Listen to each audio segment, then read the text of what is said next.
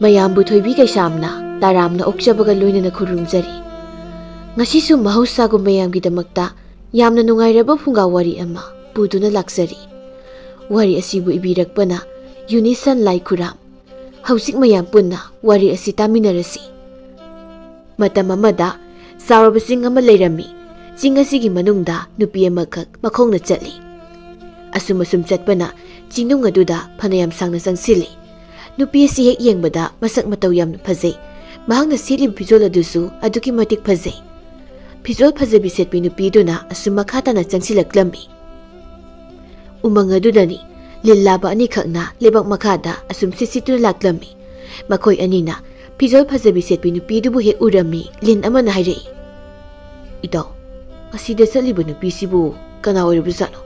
ꯃꯁꯛ ꯃꯇꯧꯗꯤ ꯐꯖꯅ ꯐꯖꯔꯦ꯫ ꯃꯍꯥꯛꯅ ꯁꯦꯠꯂꯤꯕ ꯐꯤꯖꯣꯜ ꯑꯁꯤꯁꯨ ꯌꯥꯝ ꯐꯖꯩ." "ꯈꯪꯗꯦꯅꯤ ꯏꯇꯥꯎ, ꯅꯍꯥꯟꯈꯩ ꯎꯕ ꯇꯥꯏꯕꯪ ꯃꯤꯁꯨ ꯅꯠꯇꯦ꯫ ꯏꯁꯨꯛ ꯁꯨꯛꯂꯕ ꯆꯤꯡꯅꯨꯡ ꯑꯁꯤꯗ ꯀꯔꯤꯒꯤ ꯑꯣꯏꯔꯕꯖꯥꯠꯅꯣ ꯃꯍꯥꯛꯅ ꯆꯪꯂꯛꯂꯤꯕꯁꯤꯕꯣ?" "ꯑꯗꯨꯅꯤꯅꯦ, ꯑꯇꯣꯞꯄ ꯃꯤ ꯑꯃꯇꯁꯨ ꯂꯩꯕꯨꯗꯤ ꯃꯇꯨꯡꯗ ꯏꯟꯅꯔꯨꯁꯤꯔꯦ ꯏꯇꯥꯎ?" "ꯉꯥꯏꯈꯣꯗ, ꯑꯩꯈꯣꯏ ꯑꯅꯤꯕꯨ ꯑꯃꯨꯛ ꯐꯥꯈ꯭ꯔꯗꯤ?" "ꯐꯥꯔꯣꯏꯗ, ꯅꯪꯅ ꯊꯣꯛꯅ ꯀꯤꯒꯟꯈꯤꯕ ꯑꯁꯤꯅꯕꯀꯣ꯫ ꯑꯩꯈꯣꯏ ꯑꯅꯤ ꯁꯨꯔꯤꯕꯁꯤꯗꯤ." "ꯑꯩꯈꯣꯏ ꯑꯅꯤ ꯁꯨꯔ ꯀꯩꯗꯧꯔꯒꯦ? ꯃꯍꯥꯛꯅ ꯐꯥꯕꯨ ꯐꯥꯈ꯭ꯔꯕꯗꯤ ꯑꯗꯨꯝ ꯁꯤꯔꯦ ꯈꯪꯉꯣ꯫ ꯃꯁꯛ ꯐꯖꯕꯁꯤꯗ ꯀꯅꯥꯅꯣ ꯍꯥꯏꯕꯗꯣ ꯁꯨꯝ ꯌꯦꯡꯊꯣꯛꯅꯤꯡꯕꯩ ꯋꯥꯅꯤꯗ꯫ ꯀꯥꯟꯅꯔꯣꯏ, ꯂꯥꯛꯑꯣ, ꯑꯩꯈꯣꯏꯅꯤ ꯆꯠꯈ꯭ꯔꯁꯤ." ꯂꯤꯟ ꯑꯗꯨ ꯃꯕꯨꯡꯅ ꯁꯤꯠꯇꯨꯅ ꯃꯈꯥ ꯇꯥꯅ ꯃꯥꯏꯀꯩ ꯑꯃꯗ ꯆꯠꯈꯤꯔꯝꯃꯤ꯫ ꯐꯤꯖꯣꯜ ꯐꯖꯕꯤ ꯁꯦꯠꯄꯤ ꯅꯨꯄꯤꯗꯨꯅ ꯁꯨꯝ ꯂꯥꯛꯄꯅ ꯎꯃꯪ ꯑꯗꯨꯒꯤ ꯃꯅꯨꯡꯗ ꯂꯩꯕ ꯏꯁꯤꯡ ꯂꯩꯕ ꯃꯐꯝ ꯑꯃ ꯌꯧꯔꯝꯃꯤ꯫ ꯃꯍꯥꯛꯅ ꯍꯥꯏꯖꯩ, "ꯏꯁꯤꯡ ꯂꯩꯔꯝꯂꯤꯗꯅ ꯐꯔꯦꯗ, ꯏꯁꯤꯡ ꯊꯛꯅꯤꯡꯗꯨꯅ ꯂꯩꯔꯝꯂꯤꯕꯅꯤ ꯑꯩꯁꯦ꯫ ꯄꯦꯟꯈꯩ ꯊꯛꯇꯣꯛꯈꯤꯒꯦ." ꯑꯁꯤ ꯈꯟꯗꯨꯅ ꯄꯨꯈ꯭ꯔꯤ ꯑꯗꯨꯒꯤ ꯃꯄꯥꯜꯗ ꯀꯨꯝꯊꯩ ꯑꯗꯨꯒ ꯃꯈꯨꯠ ꯈꯨꯆꯣꯛ ꯑꯗꯨꯅ ꯏꯁꯤꯡ ꯀꯟꯗꯨꯅ ꯀꯨꯠ ꯊꯛꯇꯣꯛꯂꯝꯃꯤ꯫ ꯏꯁꯤꯡꯗꯨ ꯃꯕꯨꯛ ꯄꯦꯟꯅ ꯊꯛꯂꯕꯗ ꯃꯊꯛꯇ ꯑꯃꯨꯛ ꯀꯥꯈꯠꯂꯛꯂꯤ꯫ ꯃꯐꯝ ꯑꯗꯨꯋꯥꯏꯗ ꯍꯧꯕ ꯎ ꯑꯃꯒꯤ ꯃꯈꯥꯗ ꯆꯪꯁꯤꯟꯗꯨꯅ ꯃꯍꯥꯛ ꯄꯣꯊꯥꯔꯝꯃꯤ꯫ ꯄꯨꯈ꯭ꯔꯤꯗꯨꯒꯤ ꯃꯅꯨꯡꯗ ꯂꯩꯕ ꯉꯥ ꯅꯨꯄꯤ ꯑꯃꯈꯛꯅ ꯎꯈꯥꯗ ꯂꯩꯔꯤꯕ ꯅꯨꯄꯤꯗꯨꯕꯨ ꯌꯦꯡꯗꯨꯅ ꯑꯁꯨꯝꯅ ꯍꯥꯏ, "ꯏꯇꯥ, ꯌꯦꯡꯉꯨꯅꯦ, ꯇꯨ ꯑꯁꯤꯗ ꯐꯝꯂꯤꯕ ꯅꯨꯄꯤꯁꯦ ꯎꯕ꯭ꯔꯥ?" "ꯎꯔꯦ, ꯉꯁꯥꯏꯅ ꯎꯔꯦ꯫ ꯃꯁꯤꯗ ꯏꯁꯤꯡ ꯊꯛꯄ ꯀꯨꯝꯂꯛꯂꯝꯃꯤꯕꯗꯨꯗꯤ ꯅꯨꯄꯤꯁꯤꯕꯨ ꯀꯅꯥ ꯑꯣꯏꯔꯕꯖꯥꯠꯅꯣ? ꯑꯁꯨꯛ ꯐꯖꯕ ꯐꯤꯖꯣꯜꯁꯦ ꯑꯁꯤ ꯁꯦꯠꯇꯨꯅ ꯎꯃꯪ ꯃꯅꯨꯡ ꯑꯁꯤꯗ ꯂꯥꯛꯂꯤꯕꯁꯤꯕꯣ? ꯃꯁꯛ ꯃꯇꯧꯗꯤ ꯌꯥꯝ ꯐꯖꯩ." "ꯈꯪꯗꯦꯅꯦ, ꯔꯥꯖꯀꯨꯃꯥꯔꯤ ꯑꯃꯅꯒ ꯁꯦꯠꯀꯗꯕ ꯐꯤꯖꯣꯜꯅꯤꯅꯦ ꯃꯍꯥꯛꯅ ꯁꯦꯠꯂꯤꯕꯁꯤꯗꯤ꯫ ꯐꯗꯤ ꯐꯖꯩꯕꯣ." ꯉꯥ ꯅꯨꯄꯤ ꯑꯅꯤꯗꯨꯅ ꯅꯨꯄꯤꯗꯨ ꯃꯨꯟꯅ ꯌꯦꯡꯗꯨꯅ ꯂꯩꯔꯤ꯫ ꯐꯤꯖꯣꯜ ꯐꯖꯕꯤ ꯁꯦꯠꯄꯤ ꯅꯨꯄꯤꯗꯨꯅ ꯋꯥꯈꯜꯗ ꯈꯜꯂꯤ, "ꯍꯥꯟꯅꯒꯤ ꯂꯩꯐꯝꯗꯣ ꯅꯨꯡꯉꯥꯏꯇ꯭ꯔꯦ ꯍꯥꯏꯗꯨꯅ ꯑꯩꯅ ꯉꯁꯤ ꯁꯣꯝꯗ ꯑꯃꯨꯛ ꯂꯥꯛꯂꯤꯕꯅꯤ꯫ ꯃꯥꯏꯀꯩ ꯑꯁꯣꯝꯗꯅ ꯑꯃꯨꯛꯀ ꯍꯦꯟꯅ ꯅꯨꯡꯉꯥꯏꯔꯣꯏꯗꯧꯔꯤꯕ ꯖꯥꯠꯂꯥ? ꯆꯥꯕ ꯌꯥꯕ ꯀꯔꯤꯁꯨ ꯎꯗꯦ, ꯏꯁꯤꯡ ꯈꯛꯇ ꯊꯛꯂꯒ ꯂꯩꯕ ꯌꯥꯕꯁꯨ ꯅꯠꯇꯦ꯫ ꯑꯁ, ꯇꯧꯔꯤꯕꯁꯦ ꯑꯩꯕꯨ..." ꯃꯃꯤꯠ ꯑꯗꯨꯅ ꯑꯀꯣꯏꯕꯗꯨꯗ ꯀꯣꯏꯌꯦꯡ ꯌꯦꯡꯉꯤ ꯑꯗꯨꯕꯨ ꯀꯅꯥꯝꯇ ꯂꯩꯕ ꯎꯗꯦ꯫ "ꯀꯅꯥꯁꯨ ꯂꯩꯇꯦꯅꯦ, ꯋꯥꯗꯧꯔꯤꯗ ꯄꯨꯟꯁꯤ ꯑꯁꯦ." ꯑꯁꯤ ꯍꯥꯏꯗꯨꯅ ꯄꯨꯈ꯭ꯔꯤꯗꯨꯗ ꯑꯃꯨꯛ ꯌꯦꯡꯊꯔꯛꯄꯗ ꯉꯥ ꯈꯔ ꯆꯣꯡꯗꯨꯅ ꯂꯩꯔꯤꯕꯗꯨ ꯃꯍꯥꯛꯅ ꯎꯔꯝꯃꯤ꯫ "ꯉꯥꯏꯈꯣꯅꯦꯍꯦ, ꯁꯤꯗꯤ ꯀꯥꯟꯅꯗꯦ. ꯐꯅꯦꯛꯇ ꯆꯣꯡꯊꯔꯒ ꯉꯥꯁꯤꯕꯨ ꯑꯣꯏꯅ ꯐꯥꯔꯒꯦ, ꯉꯥꯁꯤ ꯑꯣꯏꯅ ꯆꯥꯔꯒꯦ, ꯃꯁꯤꯅ ꯐꯔꯅꯤ." ꯃꯍꯥꯛ ꯐꯠ ꯍꯧꯒꯠꯂꯤ ꯑꯗꯨꯒ ꯄꯨꯈ꯭ꯔꯤꯗꯨ ꯇꯝꯅ ꯆꯠꯂꯤ꯫ ꯉꯥ ꯅꯨꯄꯤꯗꯨꯅ ꯍꯥꯏ, "ꯏꯇꯥ, ꯃꯁꯤꯒꯤ ꯅꯨꯄꯤꯁꯦ ꯄꯨꯈ꯭ꯔꯤꯁꯤꯗ ꯑꯃꯨꯛ ꯂꯥꯛꯑꯦ ꯇꯧꯔꯤꯁꯦ꯫ ꯃꯍꯥꯛꯀꯤ ꯃꯑꯣꯡ ꯃꯇꯧꯁꯦ ꯑꯩꯈꯣꯏꯕꯨ ꯐꯥꯒꯗꯕ ꯃꯥꯜꯂꯦ꯫ ꯌꯦꯡꯉꯨꯅꯤꯗ, ꯄꯨꯈ꯭ꯔꯤꯁꯤꯗꯅꯦ ꯃꯍꯥꯛꯅ ꯃꯨꯟꯅ ꯌꯦꯡꯗꯨ ꯂꯩꯔꯤꯕꯁꯦ꯫ ꯑꯩꯗꯤ ꯀꯤꯔꯤꯕꯣ." "ꯏꯇꯥ, ꯑꯩꯈꯣꯏꯕꯨ ꯁꯣꯏꯗꯅ ꯐꯥꯈꯤꯕ ꯇꯥꯔꯦ꯫ ꯑꯩꯈꯣꯏ ꯂꯣꯠꯍꯧꯔꯁꯤ꯫ ꯂꯥꯛꯑꯣ, ꯊꯋꯥꯏ ꯍꯤꯡꯅꯕ ꯆꯦꯟꯈ꯭ꯔꯁꯤ." ꯑꯁꯨꯝꯅ ꯍꯥꯏꯅꯗꯨꯅ ꯉꯥꯁꯤꯡꯗꯨ ꯏꯁꯤꯡ ꯃꯅꯨꯡ ꯑꯗꯨꯗ ꯆꯨꯞ ꯂꯨꯞꯈꯤꯔꯝꯃꯤ꯫ ꯐꯤꯖꯣꯜ ꯐꯖꯕꯤ ꯁꯦꯠꯄꯤ ꯅꯨꯄꯤ ꯑꯗꯨꯅ ꯄꯨꯈ꯭ꯔꯤꯗ ꯐꯟ ꯆꯣꯡꯊꯩ ꯑꯗꯨꯒ ꯃꯈꯨꯠ ꯑꯗꯨꯅ ꯏꯁꯤꯡ ꯃꯅꯨꯡ ꯑꯗꯨꯗ ꯄꯪꯊꯤꯟꯗ ꯊꯤꯟꯖꯤꯜꯂꯤ, ꯄꯪꯍꯨꯝꯗ ꯍꯨꯝꯃꯤ꯫ ꯃꯍꯥꯛꯀꯤ ꯃꯆꯤꯟ ꯇꯨꯝꯂꯕ ꯈꯨꯖꯤꯜ ꯑꯗꯨꯅ ꯉꯥꯕꯨ ꯊꯤꯟꯗꯨꯅ ꯍꯥꯠꯅꯕ ꯍꯣꯠꯅꯔꯤ꯫ "ꯈꯨꯖꯤꯟ ꯑꯁꯤꯅ ꯍꯦꯛꯇ ꯊꯤꯜꯂꯒ ꯍꯥꯠꯂꯒꯗꯕꯅꯤ, ꯑꯃꯇꯪ ꯑꯣꯏꯔꯕꯁꯨ ꯆꯥꯗꯕ ꯌꯥꯗꯕꯅꯤ." ꯃꯍꯥꯛꯅ ꯅꯩꯈꯥꯏꯕꯗ ꯄꯨꯈ꯭ꯔꯤꯗꯨꯒꯤ ꯏꯁꯤꯡ ꯑꯗꯨ ꯂꯩꯅꯥꯡ ꯇꯥꯔꯤ꯫ ꯀꯣꯟꯅ ꯊꯪꯗ ꯉꯥ ꯑꯃꯈꯛ ꯐꯥꯕ ꯉꯝꯂꯝꯃꯤ꯫ ꯃꯈꯨꯠ ꯑꯗꯨ ꯊꯥꯡꯒꯠꯂꯤ ꯑꯗꯨꯒ ꯉꯥꯗꯨꯕꯨ ꯌꯦꯡꯗꯨꯅ ꯍꯥꯏ, "ꯀꯔꯤꯁꯨ ꯂꯩꯇꯕ ꯅꯪꯕꯨ ꯐꯥꯅꯕ ꯍꯣꯠꯅꯕꯗ ꯑꯁꯨꯛ ꯌꯥꯝꯅ ꯋꯥꯍꯟꯕ ꯑꯩꯕꯨ ꯆꯥꯊꯣꯛꯀꯦ ꯈꯪꯉꯅꯤ ꯅꯪ, ꯑꯩꯕꯨ ꯌꯥꯝꯅ ꯋꯥꯍꯟꯕ." ꯑꯁꯤ ꯍꯥꯏꯗꯨꯅ ꯃꯌꯥꯗꯨ ꯂꯥꯎꯅ ꯀꯥꯊꯣꯛꯇꯨꯅ ꯉꯥꯗꯨ ꯍꯨꯛꯆꯤꯟꯈꯤꯔꯝꯃꯤ ꯑꯗꯨꯒ ꯌꯥꯝꯅ ꯍꯥꯎꯅ ꯆꯥꯔꯝꯃꯤ꯫ "ꯍꯥꯎꯈ꯭ꯔꯦꯗ, ꯉꯥ ꯍꯥꯏꯕꯁꯦ ꯍꯥꯎꯗꯤ ꯍꯥꯎꯕ ꯆꯥꯠꯅꯤꯀꯣ꯫ ꯑꯃꯕꯨ ꯆꯥꯔꯕꯅꯤꯅ ꯌꯥꯔꯦꯗ, ꯀꯥꯈꯠꯂꯒꯦ." ꯃꯍꯥꯛ ꯃꯊꯛꯇ ꯑꯃꯨꯛ ꯀꯥꯈꯠꯂꯛꯂꯤ ꯑꯗꯨꯒ ꯃꯃꯤꯠ ꯑꯗꯨꯅ ꯃꯍꯥꯛꯅ ꯁꯦꯠꯂꯤꯕ ꯐꯤꯖꯣꯜ ꯑꯗꯨꯕꯨ ꯌꯦꯡꯖꯩ꯫ ꯐꯤꯖꯣꯜ ꯑꯗꯨꯅ ꯂꯩꯈꯣꯝ ꯂꯩꯅꯥꯡ ꯃꯌꯥꯝ ꯑꯃ ꯇꯩꯔꯒ ꯂꯩꯔꯝꯕꯗꯨ ꯎꯕꯗ ꯑꯩꯅ ꯁꯦꯠꯂꯤꯕ ꯐꯤꯖꯣꯜꯁꯤꯗꯤ ꯂꯩꯈꯣꯝ ꯂꯩꯅꯥꯡ ꯉꯥꯛꯇ ꯉꯥꯏꯔꯤꯅꯤ ꯑꯁꯨꯛ ꯐꯖꯕ ꯐꯤꯖꯣꯜ ꯑꯁꯤꯕꯨ ꯂꯣꯏꯅ ꯍꯦꯛ ꯊꯤꯍꯜꯂꯤꯗ ꯂꯩꯈꯣꯝꯁꯤꯡ ꯑꯁꯦ ꯆꯥꯝꯊꯣꯛꯇ꯭ꯔꯕꯗꯤ ꯌꯥꯔꯣꯏ ꯃꯐꯝ ꯁ꯭ꯋꯥꯏꯗ ꯇꯨꯔꯦꯜꯒꯨꯝꯕꯒ ꯑꯝꯇ ꯂꯩꯇꯕ ꯖꯥꯠꯂꯥ ꯂꯩꯔꯣꯏ ꯆꯤꯡꯅꯨꯡ ꯑꯁꯤꯗꯕꯨ ꯀꯃꯥꯏꯅ ꯇꯨꯔꯦꯜ ꯂꯩꯔꯝꯒꯅꯤ ꯂꯣꯛꯂꯥ ꯏꯁꯤꯡ ꯆꯥꯏꯕꯤꯔꯝꯃꯕꯨ ꯂꯩꯔꯕꯗꯤ ꯌꯥꯔꯦꯗ ꯊꯤꯔꯨꯈꯤꯒꯦ ꯃꯍꯥꯛꯅ ꯁꯦꯠꯂꯤꯕ ꯐꯤꯖꯣꯜ ꯑꯗꯨꯅ ꯃꯣꯠꯈꯤꯕꯗꯨꯗ ꯃꯍꯥꯛꯀꯤ ꯃꯊ꯭ꯋꯥꯏ ꯑꯗꯨ ꯌꯥꯝꯅ ꯅꯨꯡꯉꯥꯏꯖꯔꯝꯗꯦ ꯑꯗꯨꯅ ꯃꯗꯨꯕꯨ ꯁꯨꯗꯣꯛ ꯆꯥꯝꯊꯣꯛꯅꯕ ꯏꯁꯤꯡ ꯂꯩꯕ ꯃꯐꯝꯕꯨ ꯃꯍꯥꯛ ꯁꯨꯝ ꯊꯤꯔꯛꯂꯝꯃꯤ ꯂꯩꯇꯦꯅꯦꯁꯦ ꯑꯩꯅ ꯍꯥꯟꯅ ꯂꯩꯔꯝꯕ ꯃꯐꯝ ꯑꯗꯣꯝꯗ ꯑꯣꯏꯔꯝꯕ ꯇꯥꯔꯕꯗꯤ ꯑꯩꯅ ꯂꯣꯏꯅ ꯈꯪꯒꯗꯕꯅꯤ ꯑꯗꯨꯕꯨ ꯃꯐꯝ ꯑꯁꯤꯗꯗꯤ ꯉꯁꯤꯗ ꯊꯨꯡꯂꯕ ꯑꯣꯏꯕꯅ ꯀꯔꯥꯏꯗ ꯀꯔꯤ ꯂꯩ ꯍꯥꯏꯕꯁꯨ ꯑꯝꯇ ꯈꯪꯗ꯭ꯔꯦ ꯋꯥꯗꯧꯔꯤꯗ ꯑꯩꯕꯨ ꯃꯈꯥ ꯇꯥꯅ ꯑꯃꯨꯛ ꯈꯔꯒ ꯆꯠꯂꯝꯃꯤ ꯍꯟꯗꯛꯇꯤ ꯏꯁꯤꯡ ꯆꯦꯟꯊꯕꯒꯤ ꯃꯈꯣꯜ ꯑꯃ ꯃꯍꯥꯛꯅ ꯇꯥꯔꯛꯂꯝꯃꯤ ꯍꯩꯁ ꯃꯈꯣꯜ ꯑꯁꯤ ꯏꯁꯤꯡ ꯆꯦꯟꯊꯕꯒꯤ ꯃꯈꯣꯜꯅꯤ ꯃꯐꯝ ꯑꯁ꯭ꯋꯥꯏꯗ ꯏꯁꯤꯡ ꯂꯩꯔꯦ ꯏꯁꯤꯡ ꯆꯥꯏꯕꯤ ꯂꯩꯔꯦ ꯃꯍꯥꯛꯅ ꯇꯥꯔꯛꯂꯤꯕ ꯏꯁꯤꯡꯒꯤ ꯈꯣꯟꯖꯦꯜ ꯑꯗꯨꯒꯤ ꯃꯥꯏꯀꯩꯗ ꯃꯍꯥꯛ ꯆꯪꯁꯤꯟꯈꯤꯔꯝꯃꯤ ꯍꯧꯖꯤꯛꯇꯤ ꯃꯃꯤꯠ ꯑꯗꯨꯅ ꯏꯁꯤꯡ ꯆꯦꯟꯊꯔꯤꯕꯗꯨꯕꯨ ꯎꯔꯦ ꯏꯁꯤꯡ ꯑꯗꯨꯕꯨ ꯎꯕꯗ ꯃꯍꯥꯛ ꯍꯔꯥꯎꯖꯩ ꯅꯨꯡꯉꯥꯏꯔꯦꯗ ꯑꯩꯅ ꯁꯨꯛ ꯋꯥꯅ ꯊꯤꯖꯔꯛꯄꯁꯦ ꯃꯐꯝꯁꯤꯗ ꯂꯩꯔꯦ ꯆꯤꯡꯊꯛꯇꯒꯤ ꯏꯁꯤꯡꯅ ꯆꯦꯟꯊꯔꯛꯂꯤ ꯏꯁꯤꯡ ꯆꯥꯏꯕꯤꯒꯤ ꯏꯁꯤꯡ ꯑꯗꯨꯅ ꯅꯨꯡꯂꯛ ꯑꯗꯨꯗ ꯐꯥꯎꯗꯨꯅ ꯆꯦꯟꯊꯔꯛꯂꯒ ꯇꯨꯔꯦꯜ ꯑꯣꯏꯅ ꯑꯃꯨꯛ ꯇꯥꯈꯤꯔꯝꯃꯤ ꯏꯁꯤꯡ ꯑꯁꯤꯅ ꯇꯥꯔꯛꯂꯤꯕ ꯃꯐꯝꯁꯤꯗ ꯑꯣꯏꯅ ꯀꯨꯝꯗꯨꯅ ꯐꯤꯁꯦ ꯁꯨꯔꯨꯔꯒꯦ ꯏꯁꯤꯡ ꯆꯥꯏꯕꯤꯗꯨꯒꯤ ꯃꯇꯥꯏ ꯋꯥꯏꯗꯅ ꯑꯆꯧ ꯑꯆꯧꯕ ꯅꯨꯡꯖꯥꯎ ꯃꯌꯥꯝ ꯑꯃꯁꯨ ꯂꯩꯔꯤ ꯃꯍꯥꯛ ꯆꯪꯁꯤꯜꯂꯤ ꯃꯐꯝ ꯑꯗꯨ ꯌꯧꯔꯗꯨꯅ ꯃꯍꯥꯛ ꯀꯨꯝꯊꯩ ꯑꯗꯨꯝꯅ ꯏꯁꯤꯡ ꯃꯔꯛꯇ ꯀꯨꯝꯊꯕꯗꯨ ꯃꯍꯥꯛ ꯌꯥꯝꯅ ꯅꯨꯡꯉꯥꯏꯖꯔꯝꯃꯤ ꯏꯁꯤꯡꯁꯦ ꯏꯪ ꯏꯪꯒ ꯂꯥꯎꯔꯒ ꯀꯌꯥꯗ ꯅꯨꯡꯉꯥꯏꯔꯤꯕꯅꯣ ꯌꯦꯡꯉꯨꯅꯦ ꯏꯔꯨꯗꯨꯝ ꯂꯨꯊꯣꯛꯈꯤꯒꯦ ꯑꯩꯒꯤ ꯑꯃꯣꯠꯄ ꯐꯤꯔꯣꯜꯁꯤꯡꯁꯦ ꯂꯧꯊꯣꯛꯇꯨꯅ ꯍꯥꯟꯅ ꯑꯃꯨꯛꯇ ꯁꯨꯗꯣꯛꯈꯤꯒꯦ ꯅꯨꯄꯤꯗꯨꯅ ꯃꯐꯝ ꯑꯗꯨꯋꯥꯏꯗ ꯀꯅꯥꯁꯨ ꯂꯩꯇꯦ ꯍꯥꯏꯗꯨꯅ ꯈꯟꯗꯨꯅ ꯃꯍꯥꯛꯅ ꯁꯦꯠꯂꯤꯕ ꯐꯤꯖꯣꯜ ꯑꯗꯨ ꯂꯣꯏꯅ ꯂꯧꯊꯣꯛꯂꯝꯃꯤ ꯑꯗꯨꯒ ꯂꯩꯈꯣꯝ ꯂꯩꯅꯥꯡ ꯇꯩꯔꯤꯕꯗꯨꯕꯨ ꯏꯁꯤꯡ ꯑꯗꯨꯗ ꯆꯨꯞ ꯆꯨꯞ ꯂꯨꯞꯇꯨꯅ ꯁꯨꯗꯣꯛꯂꯝꯃꯤ ꯃꯁꯤꯒꯤ ꯐꯖꯕ ꯐꯤꯖꯣꯜꯁꯦ ꯃꯨꯟꯅꯕ ꯍꯣꯠꯅꯕꯗ ꯑꯩ ꯀꯌꯥꯝ ꯋꯥꯈꯤ ꯑꯣꯟꯊꯣꯛꯅ ꯋꯥꯅ ꯃꯨꯟꯈꯤꯕ ꯐꯤꯖꯣꯜꯅꯤ ꯃꯣꯠꯍꯟꯕꯒ ꯌꯥꯕ ꯅꯠꯇꯦ ꯐꯖꯅ ꯁꯦꯡꯅ ꯁꯨꯗꯣꯛꯀꯦ ꯐꯤꯖꯣꯜ ꯑꯗꯨꯕꯨ ꯐꯖꯅ ꯁꯦꯡꯅ ꯁꯨꯗꯣꯛꯂꯤ ꯐꯖꯅ ꯑꯃꯨꯛ ꯁꯨꯝꯗꯣꯛꯂꯤ ꯃꯗꯨꯒꯤ ꯇꯨꯡꯗ ꯅꯨꯡꯄꯥꯛ ꯑꯃꯗ ꯑꯃꯨꯛ ꯐꯧꯗꯣꯛꯂꯝꯃꯤ ꯑꯩꯅ ꯏꯔꯨꯖꯔꯤꯉꯩꯗ ꯀꯪꯖꯔꯝꯁꯅꯤ ꯑꯁꯤ ꯍꯥꯏꯗꯨꯅ ꯃꯁꯥꯗ ꯃꯐꯤ ꯑꯃꯇ ꯊꯣꯡꯗꯅ ꯏꯁꯤꯡ ꯑꯗꯨꯗ ꯑꯃꯨꯛ ꯀꯨꯝꯊꯈ꯭ꯔꯤ ꯏꯁꯤꯡ ꯑꯗꯨꯗ ꯃꯍꯥꯛ ꯁꯥꯟꯅꯗꯨꯅ ꯂꯩꯔꯝꯃꯤ ꯎꯃꯪ ꯑꯗꯨꯗꯅꯤ ꯁꯗꯥꯟꯕ ꯅꯨꯄꯥ ꯑꯅꯤꯈꯛꯅ ꯎꯃꯪ ꯑꯗꯨ ꯂꯩꯕ ꯏꯁꯤꯡ ꯆꯥꯏꯕꯤꯗꯨ ꯇꯝꯅ ꯂꯥꯛꯏ ꯅꯨꯄꯥ ꯑꯃꯅ ꯍꯥꯏ ꯏꯁꯤꯡ ꯆꯥꯏꯕꯤ ꯃꯈꯣꯡꯗ ꯍꯦꯛ ꯍꯦꯛ ꯁꯥꯁꯤꯡꯅ ꯏꯁꯤꯡ ꯊꯛꯂꯒ ꯂꯩꯔꯝꯃꯤ ꯍꯥꯏꯕꯅꯤ ꯑꯩꯈꯣꯏꯅꯤꯅ ꯆꯪꯕꯁꯤꯗ ꯁꯥ ꯑꯃꯇꯪ ꯑꯣꯏꯔꯕꯁꯨ ꯂꯩꯔꯝꯂꯕꯗꯤ ꯐꯅꯤꯗ ꯅꯪ ꯑꯩꯈꯣꯏꯒꯤ ꯂꯩꯕꯛ ꯑꯁꯤꯗꯗꯤ ꯑꯗꯨꯒꯨꯝꯕꯗꯣ ꯑꯃꯠꯇ ꯍꯦꯛ ꯊꯦꯡꯅꯔꯣꯏ ꯂꯩꯕꯨ ꯂꯩꯔꯝꯂꯕꯗꯤ ꯍꯦꯛꯇ ꯍꯥꯠꯀꯗꯕꯅꯤ ꯑꯗꯨ ꯉꯥꯏꯈꯣꯅꯤꯗꯣ ꯑꯁꯣꯝꯒꯤ ꯑꯋꯥꯡ ꯊꯪꯕꯗ ꯂꯩꯕꯁꯤꯡꯗꯣ ꯃꯗꯨꯗ ꯃꯤ ꯑꯃꯒꯤ ꯑꯁꯤꯕ ꯍꯛꯆꯥꯡ ꯇꯥꯔꯝꯃꯦ ꯍꯥꯏꯅ ꯍꯥꯏꯅꯍꯧꯏꯅꯦ ꯃꯗꯨꯕꯨ ꯆꯨꯝꯕ ꯖꯥꯠꯂꯥ ꯍꯦꯔꯥ ꯇꯣꯉꯥꯟꯅꯦ ꯃꯤꯅ ꯄꯥꯏ ꯍꯥꯏꯖꯤꯜꯂꯤꯕꯅꯤ ꯍꯥꯏꯖꯤꯟꯕ ꯃꯥꯟꯗꯦꯕꯣ ꯃꯈꯣꯏꯅ ꯍꯥꯏꯕꯗꯨꯕꯨ ꯅꯨꯄꯥꯗꯣ ꯁꯗꯥꯟꯕꯅꯤ ꯁꯗꯥꯟꯕ ꯆꯠꯈ꯭ꯔꯒ ꯍꯜꯂꯛꯇꯦ ꯍꯥꯏꯗꯨꯅ ꯊꯦꯡꯅꯔꯨꯕ ꯀꯥꯟꯗ ꯆꯤꯡꯌꯥꯒꯤ ꯃꯐꯝ ꯑꯃꯗ ꯁꯤꯗꯨꯅ ꯇꯥꯔꯒ ꯂꯩꯔꯝꯃꯦ ꯁꯤꯅꯤ ꯑꯁꯦꯡꯕ ꯑꯣꯏꯔꯝꯂꯒꯅ ꯁꯥ ꯀꯩꯅ ꯍꯥꯠꯂꯤꯕ ꯑꯣꯏꯔꯝꯒꯅꯤ ꯁꯥ ꯇꯥꯟꯕ ꯍꯩꯁꯨ ꯍꯩꯇꯅ ꯀꯔꯤꯒꯤ ꯆꯤꯡꯗ ꯁꯥ ꯇꯥꯟꯕ ꯆꯠꯂꯤꯕ ꯖꯥꯠꯅꯣ ꯍꯩꯇ꯭ꯔꯕꯗꯤ ꯁꯤꯖꯕ ꯇꯥꯕꯅꯤ ꯀꯩꯅꯣ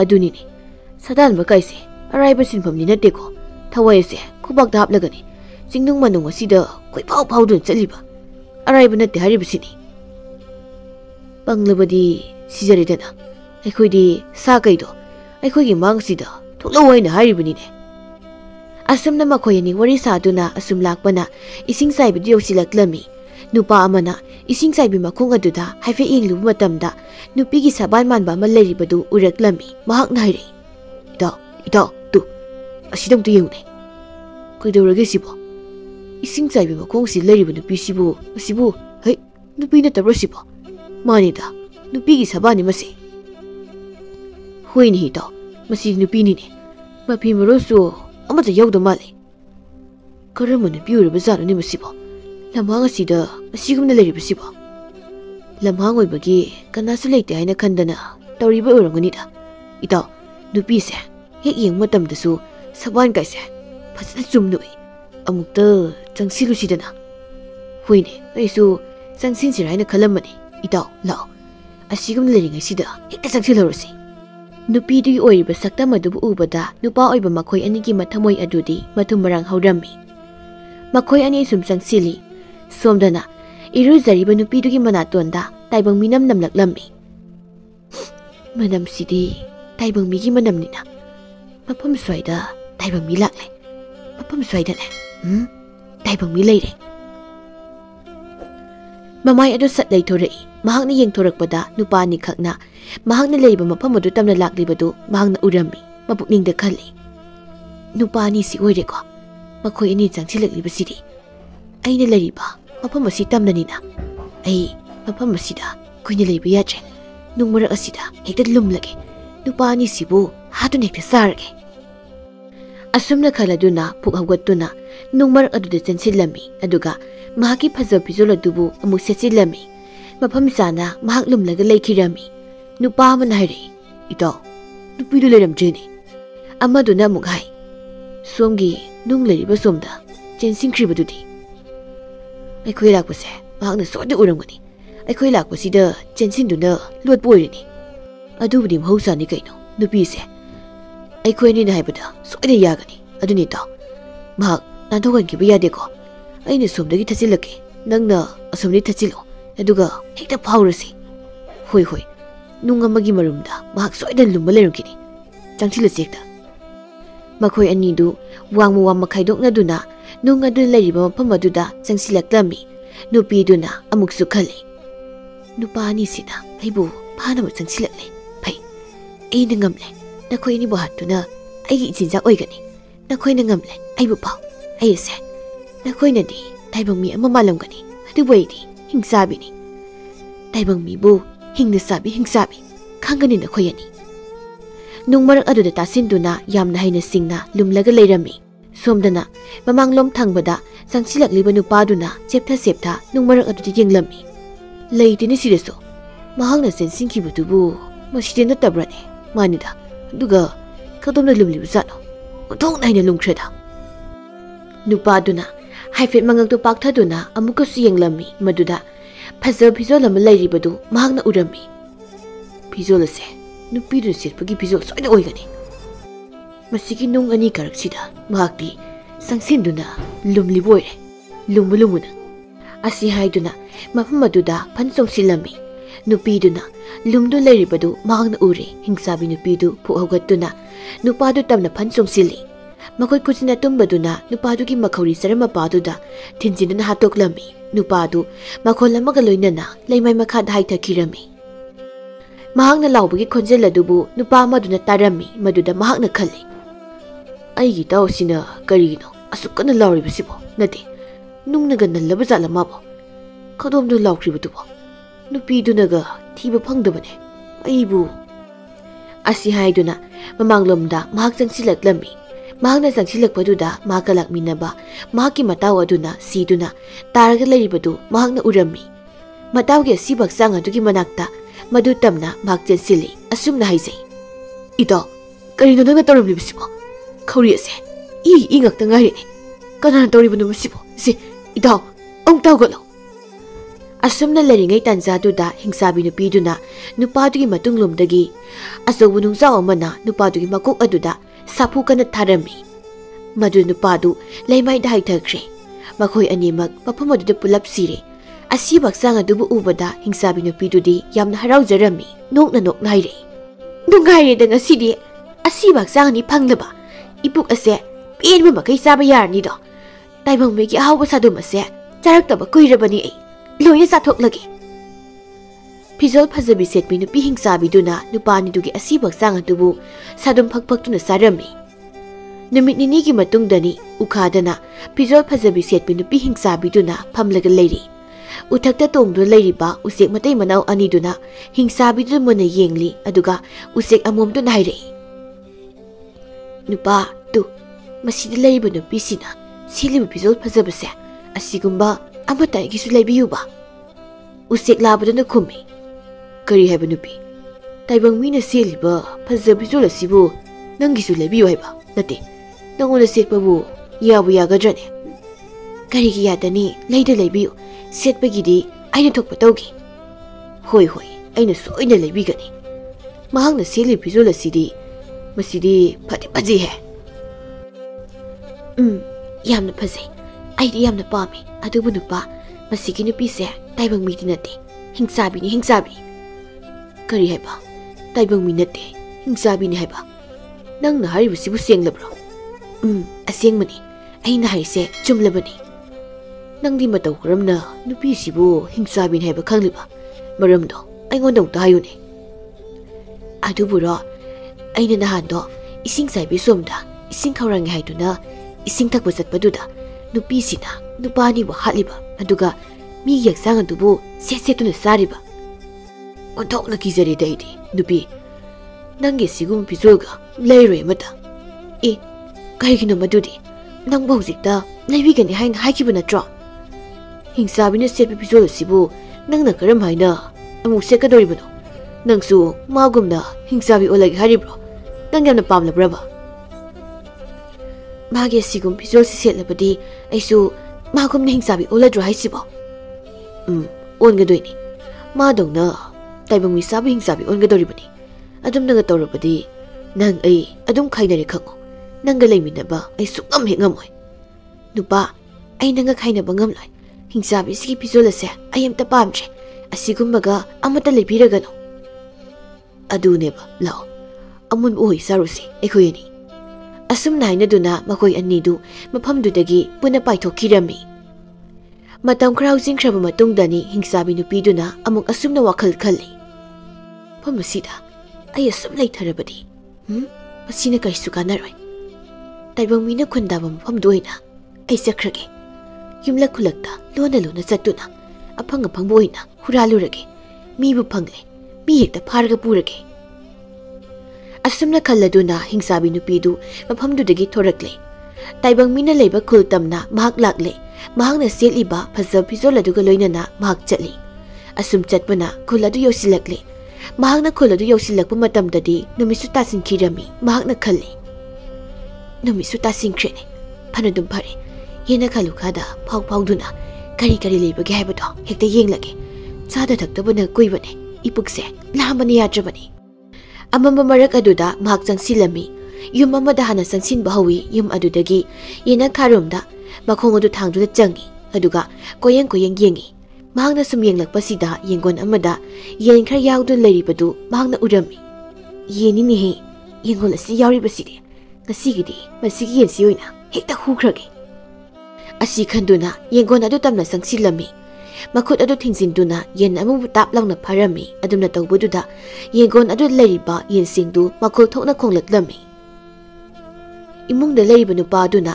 yena khongbagi makhol adu tarduna khali kari yen khongnu masibo huran masang liba zala huran masang masoida oigani khangani duna huran mapagi ngasidi makhol adu thokna kana lawi hey huran ba lere mo khangani huran manang limda khak tharoi asi haiduna maning thong adu thoi mahangna dumna thokpadu dadi maning aduda kanamata leramje ne kanamta kadumna sengkri huramada yengon stegi yen soina hura puki borongani mamin adu phakdok tuna yengon manung adu yengi koyeng yengi muna yenglaba tungda mahang nairi yen angang bidu watlini aigi isanapa angang bido madu oiraboy mahangna huran kribasidi hoi ipagi angang bi nangbu na paibu thadok tuna satlabrane ipagi na asida nangbu amuk dalakhoba isa angang bi yaudana karamne ipana leirasiba nupaduna magi huran kraba yena dubu kau duna kaplaga leiri